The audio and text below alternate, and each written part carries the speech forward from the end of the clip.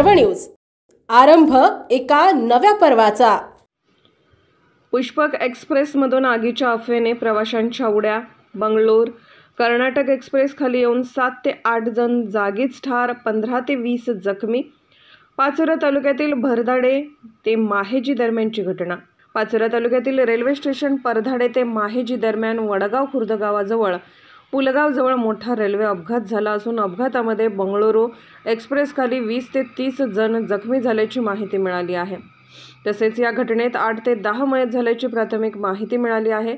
पुष्पक रेल्वेने अचानक ब्रेक मारल्याने चाकामधून ठिणग्या उडाल्या, त्यानंतर आग लागल्याची अफवा उडाल्याने रेल्वेतील प्रवाशांनी खाली उड्या मारल्या, परंतु समोरून दुसऱ्या रेल्वे लाईनवरून येणाऱ्या बंगळुरू कर्नाटक एक्सप्रेसने या प्रवाशांना उडवले। पाचोरा तालुक्यातील रेल्वे स्टेशन भरधाडे ते माहेजी दरम्यान दुसखेडा वडगाव गावच्या दरम्यान पूल क्रमांक 3082 जवळ हा भीषण अपघात झाला आहे।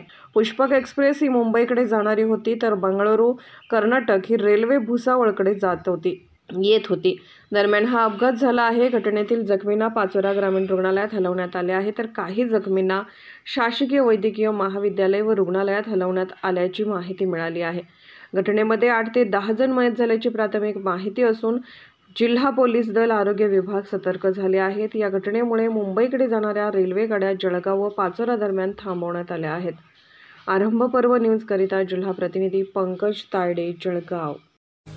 पुणे शहरातील आणि जिल्ह्यातील महत्त्वाच्या आणि ताज्या बातम्या पाहण्यासाठी आजच आमच्या आरंभ पर्व न्यूज चॅनलला YouTube वर सबस्क्राइब करा आणि बेल आयकॉन प्रेस करा।